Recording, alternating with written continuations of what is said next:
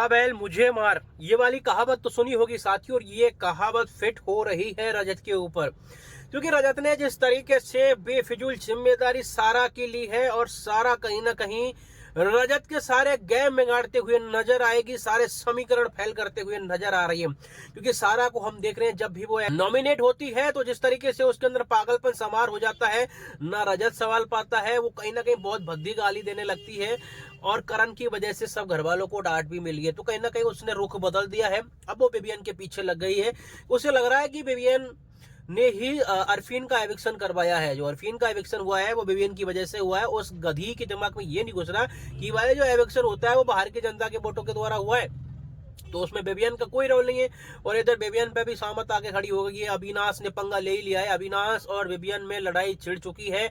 दोनों में जो उनकी दोस्ती थी दरार पड़ चुकी है साथियों, और दरार बहुत ज्यादा पड़ चुकी है। अविनाश ने नॉमिनेट कर दिया। जब नॉमिनेट कर दिया साथियों बेबियन को, तो कहीं ना कहीं उनके अंदर वो प्यार तो रहा ही नहीं। ये सारी चीजें निकल के आ रही है, क्योंकि अविनाश भी उस चीज से आहत हुआ है कि करण की ज्यादा तारीफ हुई है।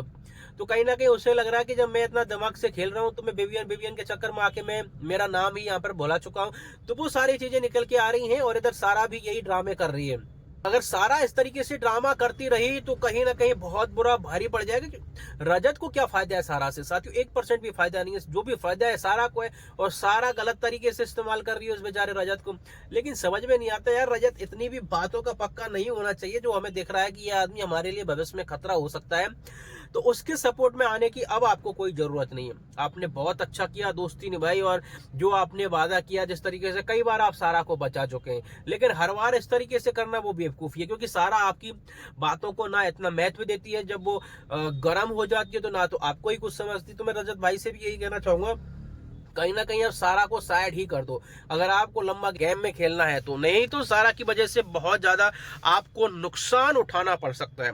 क्या साथियों आपको भी यही लगता है कि सारा की वजह से कहीं ना कहीं रजत को बहुत ज्यादा नुकसान हो सकता है?